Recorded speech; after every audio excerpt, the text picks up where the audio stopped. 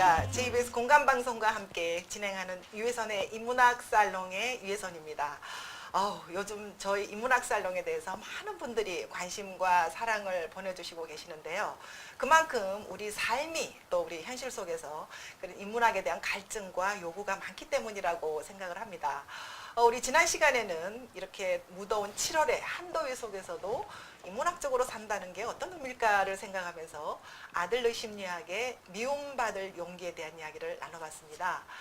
결국은 우리 주어진 현실적인 삶 속에서 우리 스스로 자신의 삶의 과제를 선택을 하고 그 속에서 자유롭고 당당하게 또 용기 있게 자신의 삶을 또 행복하게 찾아가는 것이 바로 행복한 삶의 자세다라는 이야기를 했는데요. 저는 그것이 바로 인문학적인 삶의 자세가 아닌가 하는 생각이 듭니다. 여러분들이 생각하시기에 인문학이 뭐라고 생각을 하십니까? 아마 대부분 철학은 너무 무거워. 또 학문이나 고전은 너무 어렵고 딱딱해. 또 문학이나 예술은 너무 학문적으로 접근하기 때문에 너무 어렵다라고 이렇게 말씀을 하실 텐데요. 여러분들이 바로 어렵게 생각하는 것만큼 현실적으로는 저는 거리감이 있다고 생각을 합니다. 그래서 인문학 살롱에서는 어떻게 하면은 이런 현실적인 거리를 좁혀가면서 우리가 좀 이해할 수 있을까를 고민하면서 여러분들에게 다가가고자 합니다. 그렇지만 우리가 인문학을 이야기하면서 가장 우리 사람들의 사고의 본질인 철학을 피해갈 수는 없다고 생각합니다.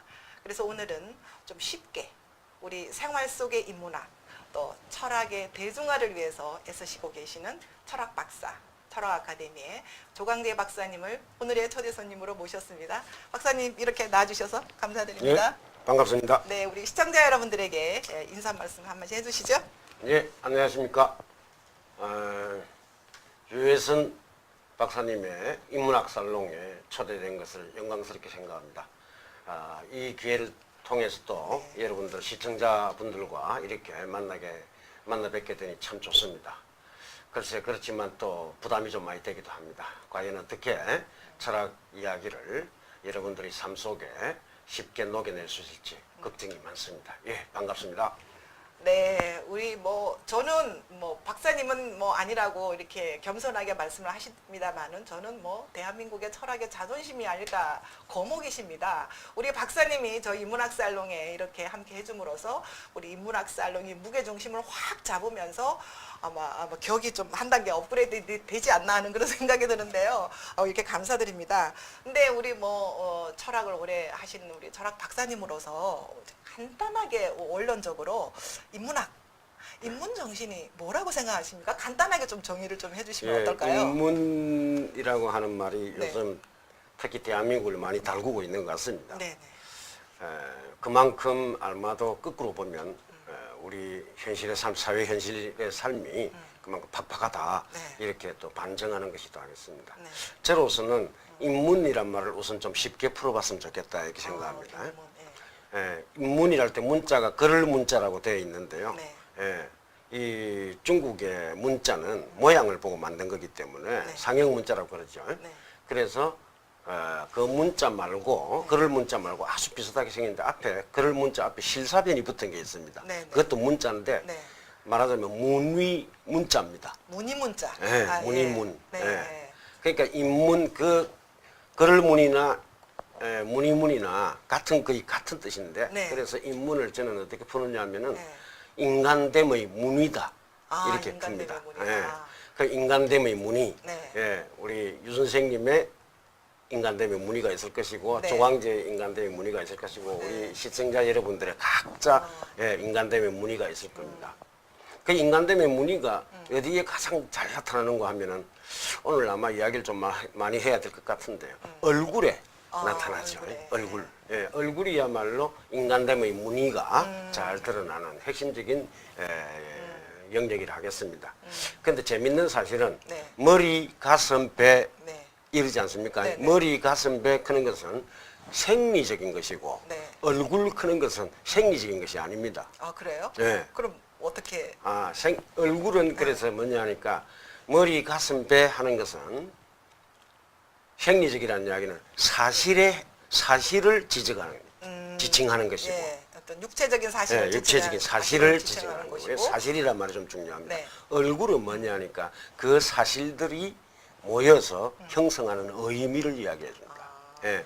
그래서 인문은 뭐냐니까 인간됨의 무늬뿐만 아니고 무늬인데 네. 그 무늬가 알고 보면 인간됨의 의미 또 더 이야기를 하자면 내가 인간됨으로서 얼마만큼 의미를 조금 어려운 말을 써서 밀도와 강도가 네. 높게 형성되어 있는가 네. 이거에 따라서 말하자면 얼굴이 결정된다고도 할 수 있습니다. 그래서 우리말에 유명한 말에 뭐라 그럽니까? 나이 40대면 얼굴에 책임을 자기 얼굴에 네. 책임을 져야 한다라고 하는 이야기를 하죠. 여기에서 그래서 간단하게 요약을 하자면 인문학 또는 인문정신이라고 하는 것은 네. 주어진 온갖 사실들을 겪으면서 네. 그 사실을 어떻게 의미로 네. 형성해내고 또 그 의미들을 축적해 갈 것인가라고 네. 하는 것이 인문정신의 요체다 이렇게 이야기할 수 있겠습니다. 의미의 축적이 바로 얼굴에 네, 나타난다는 얼굴에 그런 나타나기도 이야기죠. 하고 사실은 몸 전체에 몸 나타납니다. 전체에 나타나. 예. 조금 이따가 이제 예. 여쭤보고 싶은 몸 철학에 대한 얘기도 말씀해 예. 주셨는데요. 한때 박사님께서는 저희 그 인문학 살롱에 나오셔서 이렇게 인문학에 대한 정신 이런 거에 대해서 말씀을 해주셨는데 제가 신문을 봤더니 우리나라 사람을 보고 외국 사람이 기적을 이룬 나라, 기쁨을 이룬 나라다. 영혼이 없는 국민이다라고 이렇게 약간 폄하해서 이렇게 한 기조를 보고 저 정말 열심히 살았거든요. 근데 뭔가 모르게 기분이 좋지 않아요. 근데 우리 일반인으로서는 그냥 기분이 좋지 않다 이렇게 이야기를 하는데 아마 자존심이 있으신 철학자님으로서는 굉장히 다른 설명이 좀 있으실 것 같아요. 이거 어떻게 받아들여야 되나요? 간단하게 뭐 세 가지 지금 말씀하셨는데 기적을 이룬 나라를 할 때는 경제 기적을 주로 이야기를 네네. 했지 않습니까? 네. 전쟁을 통하고 완전 폐허가 된 상태에서 네네. 그야말로 뭐 한강의 기적 운운하면서 기적을 이룬 나라다 이런 이야기가 경제적인 측면에서 네네. 있었고 그다음에 뭐 기쁨 크는 문제는 감정의 문제인데 네. 그 부분이 어느 정도 뭐 과연 뭐 수긍을 할 사람이 누가 있을지 잘 모르겠습니다. 네. 기쁨을 이룬 나라예요. 네. 그다음에 또 영혼이 없는 나라 이런 말을 하는 것은 네네. 정말로 우리로서는 듣기 싫을 뿐만 아니라 네. 만약에 그것이 사실이라고 한다면 우리가 대오각성을 해야 되는 네. 이런 거죠. 그럼 대오각성을 한다고 할 적에 네. 무엇을 할 것인가? 수단으로 또는 네. 도구로 삼아서 네. 할 것이냐 할 때 그 핵심적인 도구가 네. 방금 말씀드린 인문정신 이런 네. 거다 하겠습니다. 그러니까 예컨대 우리가 아주 간단하게 설명드리면 돈이 많으면 부유하다 그러고 네. 권력이 아주 강하면 뭐 정치적으로 지배적인 힘을 갖고 있다 이렇게 이야기를 하지 않습니까? 그래서 이 부와 권력이라고 하는 두 가지가 네. 마치 기적을 이루고 기쁨을 네. 주고 막 이렇게 하는데 알고 보니까 부와 권력은 뭡니까? 영혼하고는 거리가 멀다 이렇게 네. 되는 거죠. 네. 그래서 이게 뭐 비단 대한민국의 이야기만은 아니고 전 세계적인 현상이라고도 할 수 있겠는데요. 네. 부와 권력이 이 우리 인간 삶을 지배하고 있다라고 할 수 있는데 네. 그 부와 권력이라고 하는 것은 크게 보면은 사실의 영역에 속한다고 할 수 있습니다. 네. 그래서 부를 다루는 학문을 경제학이라 그러지 네, 않습니까? 권력을 다루는 학문을 정치학이라 정치학, 그러는데 경제학이나 정치학을 조금 달리 말하고 사실과학이라고도 합니다. 아, 네. 사실과학이라고도 하는데 그럼 철학은 그럼 뭐냐니까 의미를 다루고 우리 인문학은 문학, 역사, 철학 이런 부분은 인간 삶의 의미를 다루는 거다 이거죠. 그래서 결국은 우리 대한민국이 만약에 그런 식으로 안 좋은 방식으로 바깥 사람으로부터 이렇게 평가를 받는다고 한다면 우리 나름으로 이 인문 정신을 살려가지고 즉 내 삶의 의미가 과연 뭔가. 네. 오래 산다라고 하는 것은 사실이지만 네. 우리 뭐라 그럽니까? 오래 살되 건강하게 오래 살아야 네. 되는데 건강하게 산다는 것도 사실이죠. 네. 건강하게 살아서 뭐 할 거냐? 네. 돈이 있어 뭐 할 거냐? 권력이 있어 뭐 할 거냐라고 할 네. 때 그 물음을 자꾸 묻고 들어가게 되면 결국은 의미의 문제에 네. 귀착하게 되지 않겠습니까? 그렇죠. 결국은 보면은 이 인문 정신이 얼마만큼 우리 대한민국에 말하자면 강물처럼 흐르느냐 이 문제가 큰 문제겠습니다. 그렇지만 뭐 그게 네. 쉽지는 않은 이야기죠. 그것이 바로 이 시대에 우리 네. 모든 사람들이 인문학에 대해서 갈증을 느끼고 네. 필요로 하고 뭔가 찾으려고 하는 그런 것들이 네, 아닌가 그런 것 이유가 같습니다. 아닌가 생각합니다. 네. 그런 의미에서 철학은 우리 현실에 어떻게 개입 또 스며들어야 된다고 생각을 하십니까? 의미를 이야기를 방금 제가 했는데 중요하다고 의미도 방향이 여러 가지가 있을 네, 수 있고 뭐 성격도 다 다를 수가 있습니다. 철학은 그런 사실, 예컨대 네. 사실과 의미를 구분한다 할 때 그걸 구분을 어떻게 할 어떻게 할 것이냐, 거죠? 예, 이런 걸 다룬다든지 네. 어떤 의미가 성립될 수 있는 근거, 네. 바탕 이런 걸 갖다가 이제 치고 들어가죠. 네. 그래가지고서 결국 그러다 보면은 삶의 근본적인 어떤 토대 네. 이런 걸 갖다가 이야기하게 되는 게 철학이라 하겠습니다. 네. 예, 근데 그걸 좀 철학 그야말로 철학이 제대로 네. 되면은 삶 속에 철학이 그냥 같이 그냥 개입해서 스며든다. 들어가는다 이렇게 네. 볼 수가 있죠. 네.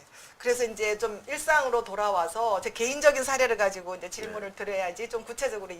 이해가 될 것 같은데요. 저는 이제 기업에서 HRD라 그러죠. 기업 교육을 한 20년 정도 아이고, 했어요. 그리고 엄청나시네. 회사를 네. 나와서는 이제 대학교에서 학생들을 가르치면서 한 10년 정도 이래저래 네. 한 30년을 교육이라는 이런 일 속에 종사를 하면서 이렇게 보냈는데요. 제가 이제 교육을 오랫동안 하다 보니까 이런 궁금함이 들어요. 나는 열심히 했는데 교육을 받는 사람, 교육 대상자들은 우리가 하고자 하는 교육에 동의를 했는가? 네. 내가 물어봤는가? 이런 게 본질적인 문제로 들어가니까 결국은 일방적인 교육이었다는 거죠. 네. 어떤 기업이나 학교가 자기네들이 조직이나 시스템이 원하는 일방적인 교육이었지 그 교육을 받는 사람들은 그 어떤 교육의 의미나 가치에 대해서 별로 공감하지 않았을 것 같다. 그래서 교육도 인간의 본질을 이해하는 것이 우선이다 하고 이제 이렇게 들어가다 보니까 그럼 본질을 어떻게 이해를 해야 되느냐. 그래서 이제 니체를 만나게 됐죠. 그래서 네. 아폴론의 이성과 디오니소스의 감성을 결합한 예술 지상주의자. 예술만이 네. 답이다. 인간의 네. 본성을 이해할 수 있는 것은 예술만이 답이다. 그래서 니체를 제가 이렇게 접근을 네. 하게 됐는데 여기에 대해 조금 더 구체적으로 예. 저희 모자라는 예. 부분을 좀 설명을 좀 조금 해주시죠. 혹시 시청자분들께서 네. 어렵게 얘기할지는 모르겠는데 네네. 의미라고 하는 것은 네. 어떤 하나의 사실이 어떤 의미를 갖지 않겠습니까? 네, 오늘 네. 우리가 유 선생님하고 저하고 이렇게 방송을 한 것도 사실이죠. 네. 사실이지만 이게 의미를 가지려면 네. 다른 사실들을 많이 끌고 올 수 있어야 된다. 그렇죠. 예, 예. 그러니까 뭐냐니까 많은 시청자분들이 음. 이 방송에 관심을 갖고 막 귀를 기울인다든지 하는 네네. 것도 많은 시청자분들이 관심을 가지면 그만큼 많은 사실들이 이 지금 현장에 끌려 들어오죠. 그렇죠. 예. 예. 그 끌려 들어올 수 있는 어떤 한 사실이 다른 사실들을 얼마만큼 응집시킬 수 있는가. 네네. 그거에 따라서 그 사실이 의미를 갖게 됩니다. 의미를 갖게 되네요. 그렇게 되면은 어떻게 됐냐면 그런데 여기 조금 어려운 이야기가 있는데 네. 하층의 사실이 있고 그 위에 상층, 네. 조금 전문적인 용어는 하위층위라고 그러기도 하고 하는데요. 하위층위에서의 사실이 있고 네. 상위층위에서의 사실이 사실, 있습니다. 네, 네. 그러면 상위층위에서의 사실은 하위층위의 사실에 대해서 의미 역할을 합니다. 그렇죠. 예, 예. 하나의 목표가 되기도 이제 하고. 이럴 적에 예. 예, 목표가 되기도 하고. 네. 그랬을 적에 가장 최상층에 있는 층위에서 최고의 높은 네, 네. 층위가 뭘까 이게 이제 네. 문제가 되는 거죠. 아. 예전에는 종교다, 신학이다 이랬는데 19세기 이제 네, 네. 18세기부터 시작되겠습니다만 네. 그때부터는 예술이 아주 말하면 최고 높은 어떤 층위로 이야기됩니다. 그러니까 네, 예술지상주의라고 하는 말 자체가 네. 예술이야말로 의미의 예. 모든 다른 사실들을 갖다가 예. 의미 있게 만들어주는 네. 최종적인 힘이다. 이렇게 되는 거죠. 아, 그게 이제 예술지상주의라고 했습니다. 그리고 조금 더 설명, 왜 그런 거예요? 왜 예술이? 왜 예술이 그런가 예. 하는 문제가 있는데 예. 그 부분은 뭐냐니까 예술이 예. 흔히 뭐라 그러니까 창조라 그러죠. 네네. 상상력, 네. 창조, 혁신 이런 말이 막 예술에 막 네, 많이 네, 붙어 네. 있습니다. 네. 그러면 창조라고 하는 건 좀 쉽게 말하면 바꾼다는 것도 되고요. 네. 형태를 바꾼다든지 네. 없는 걸 만들어낸다든지 이런 거잖아요. 그러면 만들어내고 형태를 바꾸면 어떻게 되겠습니까? 없던 사실이 생겨나겠죠. 새로운 사실. 네, 새로운 사실들. 네. 돈만 좋아한다 이러면 돈 좋아한다 한다고 해서 그게 새로운 사실은 아니지 않습니까? 네네네. 근데 그 돈을 활용을 해가지고 네. 전혀 새로운 감성적인 세계, 네. 전혀 새로운 미적인 세계, 네. 전혀 새로운 어떤 그런 위험한 어떤 위반의 세계 네. 이런 걸 막 보여준단 말이죠. 예술에서. 네. 그러니까 예술이 뭐냐니까 다른 어떤 영역들보다도 네. 고착되어 있지 않고 아. 고착된 거는 뭡니까? 사실을 새롭게 만들지를 못하도록 하는 게 고착이죠. 네, 네. 그런데 예술은 계속 새로운 사실을 만들어내는 힘을 갖고 있다라고 네. 하는 거죠. 그렇기 때문에 예술이라 그러는 거고 네. 따라서 우리 인간이 한번 태어나서 죽게 마련인데 네. 그 일생을 통해 갖고 내가 얼마만큼 다양한 복합적인 사실들을 갖다가 얼마만큼 내가 경험하고 네. 했느냐에 따라서 내 삶의 의미가 바뀌어진다라고 하는 거죠. 것이고요. 실현된다라고도 할 수 있겠고 그렇게 했을 적에 예술이야말로 네. 문화가 원래 이제 창조적인 그런 거긴 한데요. 문화의 정수가 결국은 예술이죠. 예술이고 문학이다 이럴 수 있겠습니다. 아. 그러니까 예술이야말로 네. 새로운 사실들을 많이 만들어낸다라고 하는 사실. 이것이 예술을 최고의 말하자면 정의의 삶의 정의인 걸로 만들어준다 이렇게 하겠습니다. 아, 네. 제 필명 제가 이제 가끔 책도 쓰기도 하는데요. 네. 제가 이제 6번째 썼던 책이 머무르고 싶은 삶의 순간에 그림 만나다. 이래서 네. 뭐 이렇게 그림을 일상 속에 내가 그냥 느낀 점들을 이렇게 모아서 이렇게 아주 쉽게 네. 그림을 초보적인 입장에서 이해하고 본 수준의 그림들을 모아서 이렇게 책을 썼는데 그 필명을 써니블루라고 했어요. 아, 예. 써니블루가 이제 무슨 말인지 써니는 태양의 태양처럼 뭐 약간 이런 거죠. 감성적이고 예, 예. 그다음에 블루는 약간 이성적이고 이래서 네. 써니블루 이래서 멋있습니다. 그러니까 아폴론의 이성과 뭐 그 니체의 어떤 예. 예술 지상주의의 예. 어떤 예. 흠모라고 이렇게 생각을 하는 거죠. 그래서 정말 예술만이 이 시대에 정말 답답하게 살아가는 현대인들에 대한 어떤 아주 명쾌한 솔루션, 아주 즐겁고 네. 경쾌한 솔루션을 주는 네. 도구가 아닐까 하는 생각이 듭니다. 그래서 제가 이제 니체의 그 예술 지상주의를 이렇게 쭉 이렇게 공부를 하다 보니까 그 예술 지상주의의 근간, 네. 바탕이 몸 철학이더라고요. 네. 몸 철학인데 몸에서부터 출발한다. 우리 보통 철학 그러면은 뭐 우리 인간의 어떤 뛰어넘는 높은 이상에서 어떤 진리를 추구한다. 뭐 이렇게 해서 철학이 어렵다 이랬는데 니체는 뭐 신은 죽었다 이렇게 이야기하면서 철학은 우리 인간의 개인의 몸이 바로 우주고 진리다 이러는 데서 정말 저는 새로운 어떤 뭐 이렇게 한 방 얻어 맞는 듯한 네. 그런 느낌을 들었는데요. 근데 우리 박사님이 또 몸 철학의 대가이시잖아요. 이게 뭐 니체가 이제 죄송합니다. 선구자이기는 대가라는 말 하게 하지만 이렇게 후슬과 메를로 꽁띠를 이어서 메를로 꽁띠가 이제 그 몸철학의 어떤 체계적으로 정리를 하신 분인데 그거를 또 우리 박사님 논문을 쓰시면서 이제 하셨는데 좀 박사님의 몸철학에 대해서 좀 설명을 좀 해주시죠. 아, 저는 이 예. 부분에 참 매력이 있거든요. 예, 이런 이야기를 하다 보니까 철학을 해서 그런지 모르지만 네. 앞에 했던 이야기를 자꾸 활용하게 됩니다. 그렇죠. 연관을 해줘서 이야기. 신은 죽었다 했을 네. 적에 그 신이 과연 뭘까 그런 문제가 있는데요. 네. 그것은 뭐냐니까 고착된 의미 또는 고착된 가치. 그래서 영원하다, 절대적인 불변하다, 거다, 이것이다. 절대적이다, 예. 무한하다 이러지 않습니까? 그런 것들이 없어졌다 그 말입니다. 어, 그러니까 의미의 세계에 있어 가지고 고정된 것은 없어지고 네.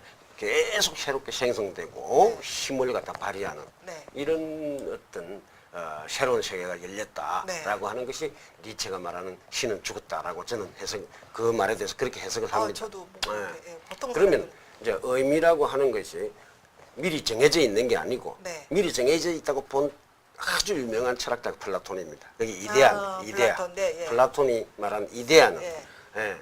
영원 불변한 의미들이 탁탁탁탁 질서정연하게 네, 원래부터 네. 있다는 게 인간과 무관하게. 예. 그럼 인간은 그걸 쫓아가야 됩니다. 예. 그런데 생성 철학, 니체적인 그런 몸 철학 내지 생성 철학은 뭐냐니까 내 스스로가 그런 의미를 만들어 간다는 거죠.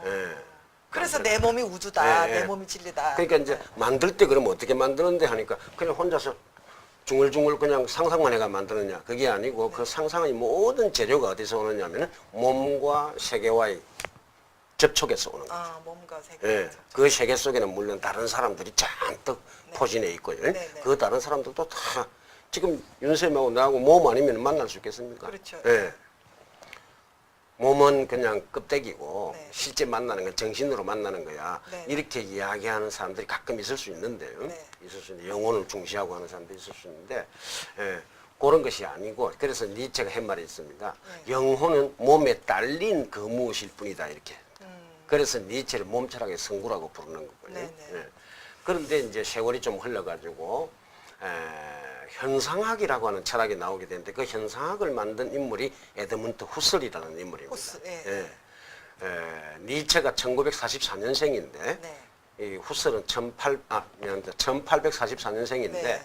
후설은 1859년생입니다. 1859년. 15살 정도 어리죠. 예, 예. 이 이제 후설이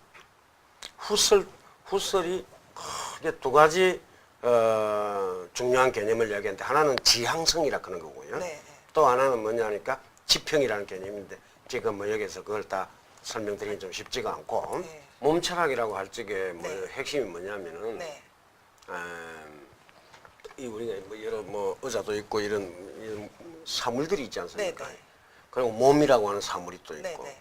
그러면 우리가 흔히 정신적으로 의미가 있다라든지 뭐 이렇게 가치가 있다라든지 하는 것들이 네. 그 바탕은 전부 다 몸과 네. 주변에 있는 사물들의 어떤 예, 예. 그런 뭐 이렇게 관계라든가 예, 예. 또는 충돌일 수도 있고 조화로운 것도 있고 이런 게 바탕이 되어 가지고 그 다음에 그걸 관념적으로 만들어내는 게 정신적인 이제 이념이고 이런 거거든요. 네, 네. 그러니까 바탕에 들어가서 몸 자체가 다른 사물들과 네.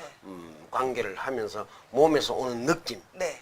그리고 그 느낌을 통한 몸의 운동 네. 이런 것들이 이제까지 모든 역사와 그다음에 사회를 형성해 왔다고 보는 겁니다. 네, 네. 예. 예. 정신은 그래서 좀 부수적인 걸로 보는 거죠. 정신은 몸으로 해결되지 않을 때, 네. 몸으로 해결되지 않을 때 그때 정신이 보조 수단으로 등장을 해가지고 즉 몸에서 정신을 일으켜 가지고 몸이 정신을 일으켜서 네. 정신 그러니까 몸이 정신의 도구지요. 몸이 정신의 도구다. 아 예. 미안합니다. 정신이 예. 몸의 도구가 되는 겁니다. 정신이. 예. 그러니까 그렇게 되면은 우리가 생각한 대로 우리 몸이 움직이지고 그렇게 될 것 같지만 네. 그렇게 안 되는 경우도 많죠. 왜냐하니까 도구를 쓴다고 해서 네. 정신이 도구가 되니까 몸이 주체고. 어, 예. 그게 이제 몸 철학적인 관점입니다.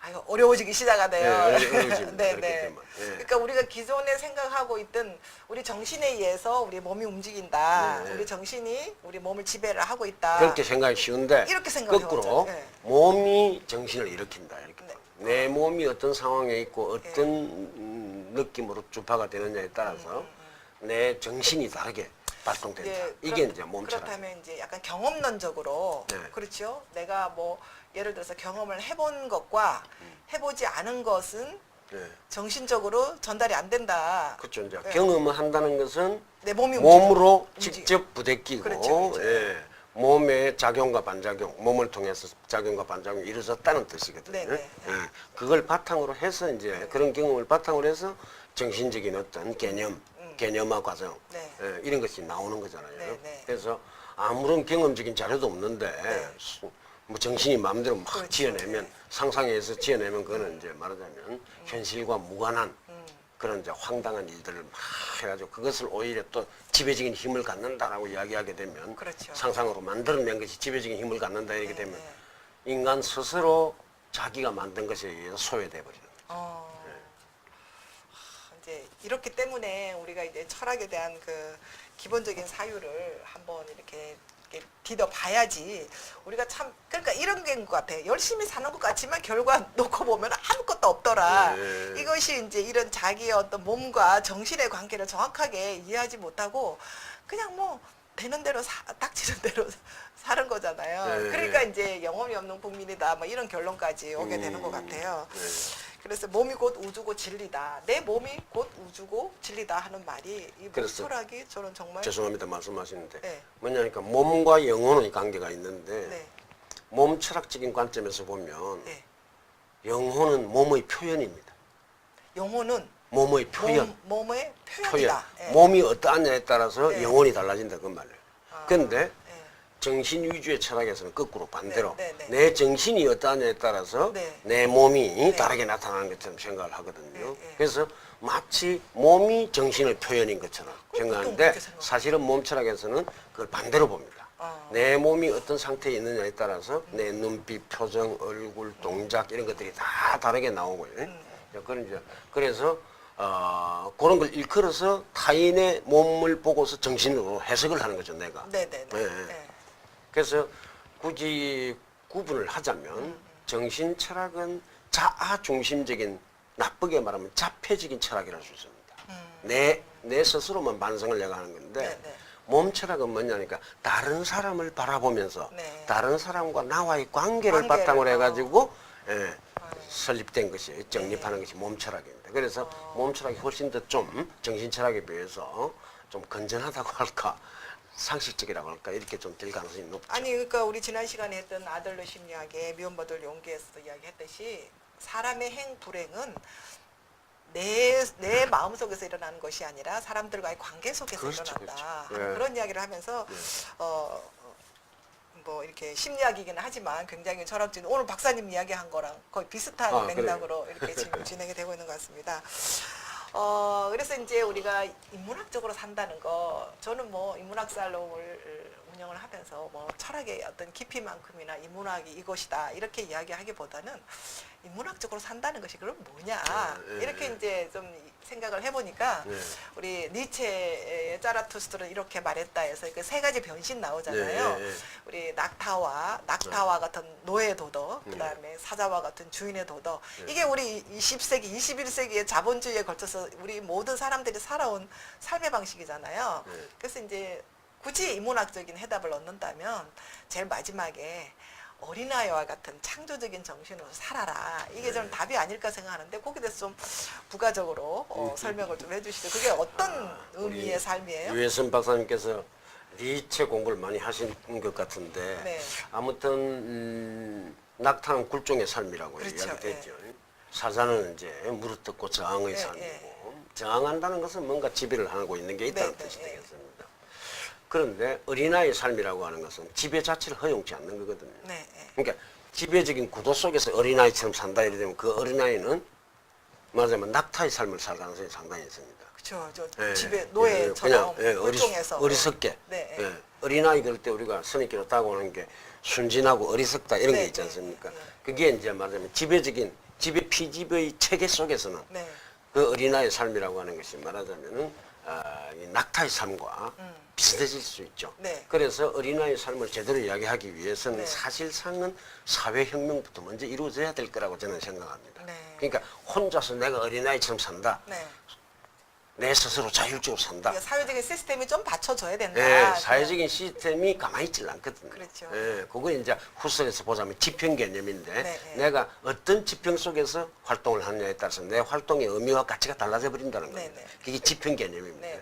그러니까 사회 시스템은 그런 점에서 이제 지평이 될 것인데 내 혼자서 어린아이처럼 그야말로 니체의 표현대로 스스로 굴러가는 바퀴다 이 말하는 게 그게 위에 말하자면은 강압적인 어떤 힘이 배제된 상태잖아요. 그래서 어린아이라는 그 스스로 굴러가는 바퀴라는 말 속에 개인의 어떤 탁월한 어떤 상태뿐만 아니라 암암리에 니체가 정확하게 말은 안 했지만 사회의 바람직한 어떤 모습 이런 것들도 거기에 들어있다고 하겠습니다. 우리 모두가 그와 같이 니체가 말하는 스스로 굴러가는 바퀴로서의 어린아이처럼 그런 삶을 살 수 있는 세상이랄까 사회가 된다면 더 이상 바랄 게 없을 겁니다. 그걸 뭐 이제 갑자기 강압적으로 혁명이나 시스템을 만든다는 건 이렇게 어려우리라고 생각하고요. 저같이 이제 오랫동안 사회 교육을 한 사람으로서 이렇게 조그만하게 인문학 살롱을 통해서 사람들한테 이렇게 전파하는 이 조그만 노력도 하나의 그 미랄 같은 노력이 아닐까 하는 생각이 맞습니다. 듭니다. 저도 그렇게 생각합니다. 근데 우리 박사님은 오랫동안 이런 철학의 대중화, 인문학의 어떤 현실 속의 생활 속의 인문학을 위해서 또 일반 사람들하고 이렇게 접할 수 있는 아카데미, 철학 아카데미를 오랫동안 이렇게 해오셨잖아요. 그 소개를 좀 해주시죠. 철학 아카데미가 오래됐는데.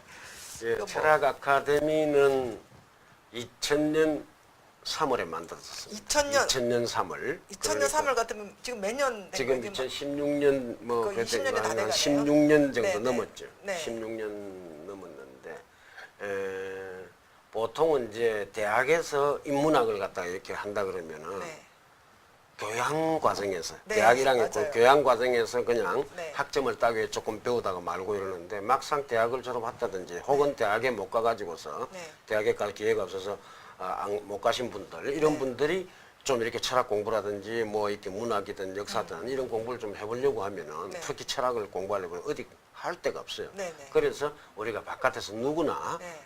접할 수 있는 학교를 하나 만들어야 되겠다 해가지고서 네. 몇몇 친구들이 모여가지고 네. 이제 만들게 된 거죠. 네. 네. 그래서 이 철학 아카데미는 첫째는 뭐냐니까 학위가 없어도 강의를 할 수 있는 곳이니까 네. 하는 게 있고요. 그 다음에 주시죠. 네. 누구나 관심만 있으면 네. 무슨 입학 시험도 없고 어떤 분들이 오세요? 일반 시민들이 오시죠? 주로 이제 한 40대 또는 조금 학문적인 데서 도움을 얻으려고 하는 사람들은 조금 젊고 네네. 그 다음에 삶 속에서 좀 깊이와 폭 내지는 의미의 깊이와 폭을 좀 추구하는 분들은 대체로 40대, 네. 50대 이런 네. 분들이 그 좀 철학을 뭐 많고. 전공하신 분들이 오시나요? 철학 전공하신 분들은 좀 뭐 특별히 뭐 있다고 볼 수는 없습니다. 네. 뭐 해도 상관은 없는데, 그러니까 보통 일반 주부들도 주부님들이 많이 오시고, 네. 그 다음에 조금 철학 외에 전문 직종에 종사하시면서 네. 철학적인 기반을 좀 확보하고 싶은 분들, 이런 분들이 좀 많이 근데 오시죠. 제가 그 커리큘럼을 지금 이제 자막에 나오고 있는데요. 커리큘럼을 보니까 상당히 어렵던데요. 와, 이런 것들을 다 이해를 하실까? 상당히 깊이 있는 네, 사실은 물론 철학 아카데미니까 그 정도는 해야 되잖아요. 근데 진짜 너무 어렵던데요. 우리 선생님께서 그런 질문을 하신 게 제가 약간 딜레마 같은 걸 느끼는데요. 네. 근데 철학 아카데미에 지금 10몇 년씩 계속 듣는 분들이 있습니다. 네. 그런 분들이 그야말로 뭐 그러면 그분들의 네. 수준이라는 말을 하기는 좀 뭐한데요. 10몇 년 들었으면 수준이라는 뭐, 이야기가 되는 거죠. 예, 네. 듣기 어렵고 무슨 말인지 모르겠다면 10몇 년 동안 들을 수가 있겠습니까? 근데 이게 쭉 듣다 보면은 네. 나름대로 어떤 수준이 그런 분들을 무시할 수가 없고 네. 그렇다고 해서 또 처음으로 오신 분들 네, 네. 또는 처음으로 오실 분들도 무시할 수 없고 네, 네, 그렇죠. 그래서 어쨌든 철학 아카데미에서 올리는 건 좀 어렵게 보이지만 네. 가능한 한 선생님들이 누구라도 들을 수 있는 방식으로 강의하시려고 노력을 많이 합니다. 그런 게 있기 때문에 네. 일반 대학에서 하는 거하고는 좀 다르고 네, 네. 대학원에서 또 전문적으로 하는 거하고 좀 다릅니다. 그렇지만 우리도 조금 전문적인 부분도 있습니다. 근데 그렇죠. 뭐 책을 놓고서 아카데미니까, 세미나를 하는 것도 있고 일반 강의하는 것도 네. 있고 이렇습니다. 그래서 뭐 어쨌든 그동안 철학 아카데미를 거쳐간 선생님들 만 하더라도 한 200분 이상 될 겁니다. 한 번이라도 강의하신 선생님들이. 네네. 그 다음에 아마 한 번이라 등록해서 들으신 분들은 제가 정확하게 세보지는 않았는데 예전에 한때 보니까 한 6천 명에서 한 8천 명 정도 되지 않을까 이렇게 추정을 하고 있습니다. 근데 보니까 또 굉장히 후원자들도 많더라고요. 후원 네. 제도가 있습니다. 예. 그래서 기본이 매달 10만 원씩, 네. 만 원씩 내면은 이제 네. 수업을 그 수강료를 조금 이렇게 대신해주고. 감면해 줍니다. 그래서 그런 어떤 분들이 지금 좀 더 많아져야 되는데 아직까지는 조금 적습니다. 네. 한 300여 분밖에 안 되기 때문에 네. 좀 힘들죠. 그래서 우리 그런 말이 있더라고요. 지속하는 것이 힘이다. 네. 우리 철학 아카데미가 이렇게 정말 비즈니스와는 상관없이 이렇게 건재하고 이렇게 지속함으로써 우리 국민들의 정신적인 힘이 되지 않을까 하는 생각이 들고요. 예. 아이고, 그런 또 감사합니다. 사람들에 의해서 후원이 많아지고 또 근데 관심을 많이 갖고 또 철학에 대해서 공부를 많이 하고 싶은 사람이 많으면 많을수록 정말 영혼이 없는 국민이 아니다는 것을 대외적으로 좀 예. 보여주지 않을까 예, 하는 맞습니다. 생각이 듭니다. 결국은 조금 나이가 들면서 느끼는 것은 네. 인생의 의미가 뭘까? 그렇죠. 이거잖아요. 의미와 가치가 뭘까? 근데 그 의미라고 하는 것이 과연 어디에 성립하느냐? 네네. 의미가 성립하는 출처랄까 근원이랄까가 여러 가지 있을 수 있습니다. 네네. 예컨대 종교의 어떤 특정한 종교에 빠져든 분들은 네네. 그것이 모든 자기 삶의 의미를 갖다가 네. 이렇게 떠받쳐 준다고 생각하지 않겠습니까? 그렇죠, 그렇죠. 아까 우리가 처음에 예술 이야기를 했는데 예술 세계에 확 이렇게 빨려 들어간 분들은 네. 모든 사실들을 예술적인 방식으로 네. 또 뭔가 새로운 측면, 새로운 어떤 모습 그렇죠. 이런 걸 자꾸 추구하게 되는 눈빛, 시선, 네. 그다음에 어떤 감정 이런 것들이 생겨나게 되는 거죠. 네. 그렇게 되면 의미 있는 것이더라고 네. 하게 될 것인데 그래서 철학이라고 하는 것은 사실 과학이 아니고 네. 크게 보면 어미 과학이거든요. 어미 학문이거든요. 네네. 예, 그러니까 철학 아카데미도 한국에서 네. 한국 전체의 어떤 삶이 네. 모든 국민들이 삶이라고 하면 너무 좀 거창하긴 한데요. 네. 거기에 철학 아카데미라고 하는 것이 상징적으로나마 있다는 것 자체가 상징에 있어서도 그럼요.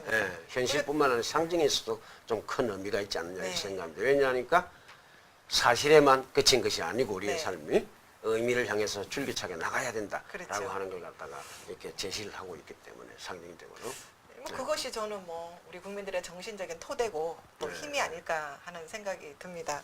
오늘 우리 박사님 모시고 우리 철학에 대한 여러 가지 이야기를 많이 해봤는데요. 박사님은 철학 외에도 뭐 시나 그림이나 영화나 다양한 방면에 관심도 많으시고 또 뭐 전문지에 이렇게 평론도 쓰시고 이렇게 정말 그 박학다식하신 분인데요. 아이고. 최근에 뭐 특별하게 관심을 가지고 계시는 분야가 있으면은 뭐 한 가지 정도만 소개를 해주시죠. 제가 조금 좀 어찌 보면 좀 엉뚱한 것 같기도 하고 저도 잘 모르겠어요 저를.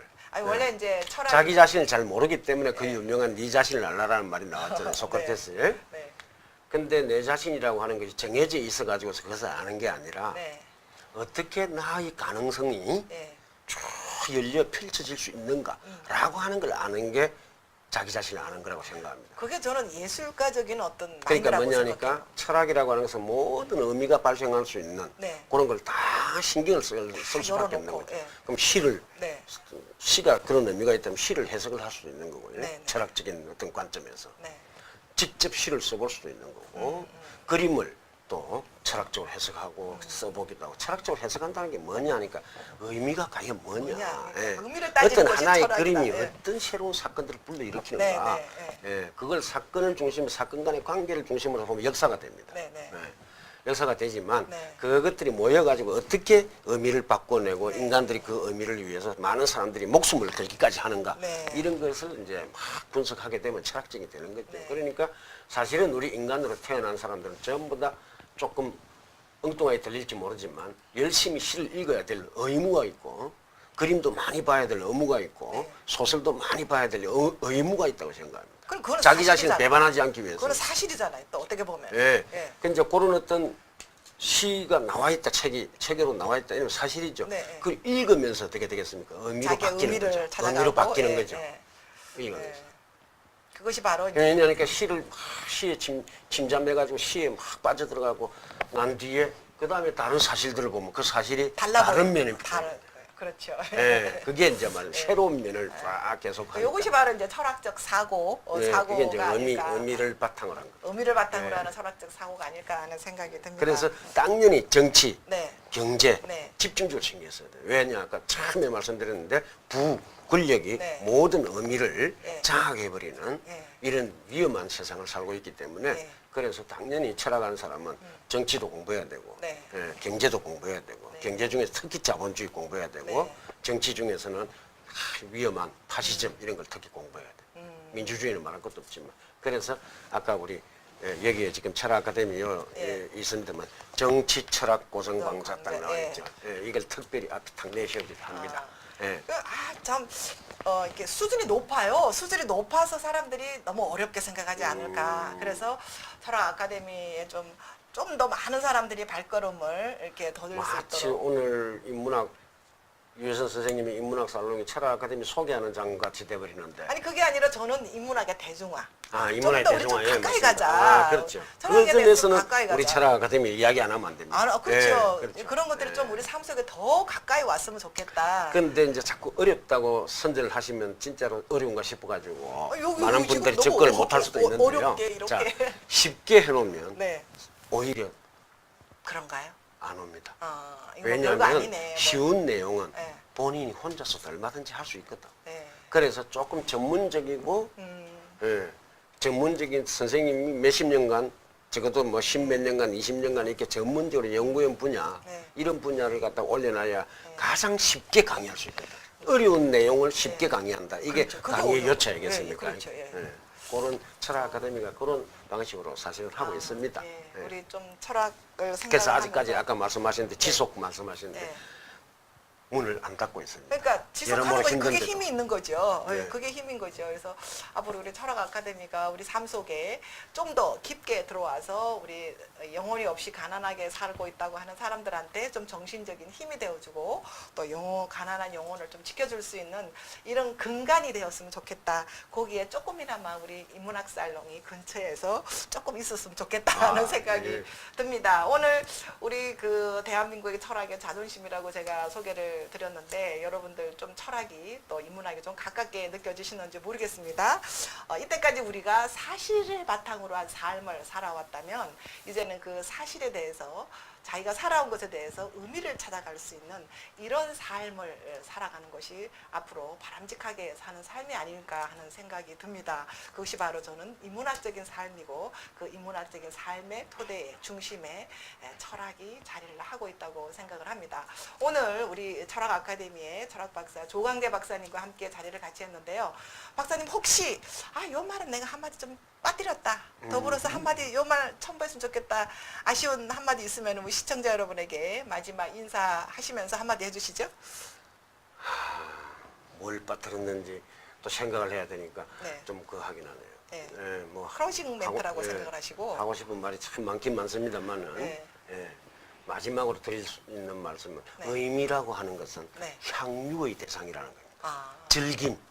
예, 내 인생을 얼만큼 내가 즐기고 있는가. 네, 예, 그 즐김이 파편적으로 이루어지지 않고 네. 축적이 됐으면 좋겠다. 즐김. 저번에 즐겼던 것이 이번에 즐기는 거에 네. 바탕이 돼갖고 이번에 즐기는 것이 저번에 즐기는 걸 즐긴 것 때문에 네. 더욱더 즐거울 수 있는 그렇게 되면 상승이 되겠죠. 네. 향유의 상승하는 향유의 삶. 네, 상승하는 향유의 삶. 예, 네. 그 향유의 대상은 당연히 의미입니다만 네. 의미는 본성상 축적이 돼야 돼요. 그 축적된 것을 일컬어서 내 자신에 있어서 의미가 축적된 것을 일컬어서 나의 존재라고 합니다. 네, 우리 그 박사님 말씀을 드리고 네, 싶네요. 박사님의 그래서 이야기와 자기 존재, 미안합니다. 네. 자기 존재를 책임지고 돌보고 할 수 네. 있는 네. 그런 삶을 누구에게나 서로 권유했으면 좋겠다. 눈빛 표정으로도 권유하고 말로도 권유하고 행동으로도 권유했으면 좋겠다. 네. 이런 말씀을 마지막으로 드리고 싶습니다. 네, 우리 박사님께서 명쾌하게 정리를 해주셨는데요. 지난 시간에 우리 아들로 심리학에서 이야기했던 Now Here, 지금 이 순간을 최대한 즐겁고 행복하게 살아라 하는 그 이야기와 맥락을 같이 하면서 지금 여러분들이 살고 있는 이 시점에서 의미와 가치를 찾으면서 행복하게 향유할 수 있는 그런 인문학적인 삶이 되시기를 진심으로 바랍니다. 자, 그러면 오늘 우리 조광재 박사님과 함께했던 인문학 살롱 여기서 마치도록 하겠습니다. 다음 시간에 또 찾아뵙도록 하겠습니다. 감사합니다. 감사합니다. 인사할까요? 네, 감사합니다.